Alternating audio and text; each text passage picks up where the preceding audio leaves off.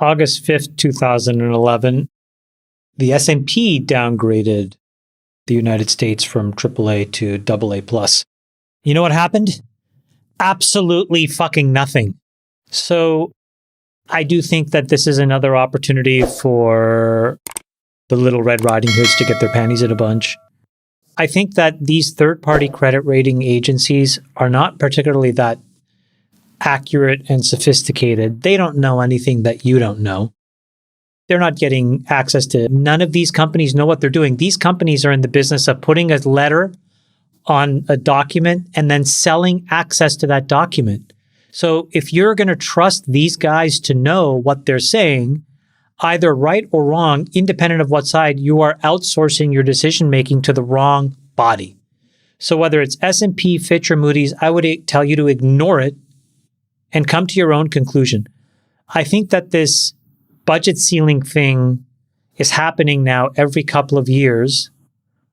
And it seems like the real thing we should be talking about is whether Biden's going to use the 14th Amendment and just ram a budget through. And I think that that's... Yeah. So under the 14th Amendment, the President of the United States has in their discretion the ability to make sure that the United States can pay their debts.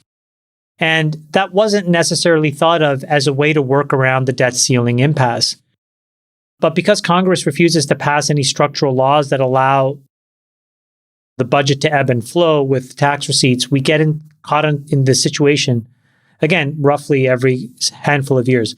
So what Biden could do is he could say, the 14th Amendment gives me the right, I'm going to pass a budget via executive order. From a game theory perspective, what that does is it forces Republicans to sue Biden, take him to the Supreme Court and say, this is unconstitutional.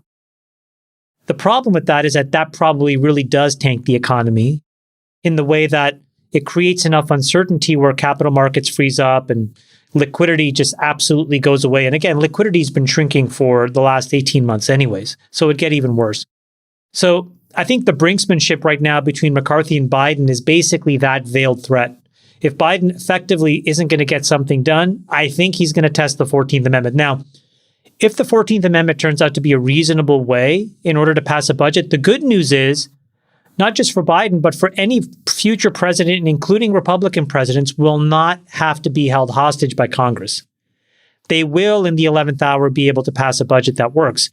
The implications of that, though, is that now you will not get consensus. And whatever's happening in that moment, you'll see more of. So if you have a spending president, they'll just continue to spend. And if you have an austerity president, they'll continue to cut. And that'll have implications on either side.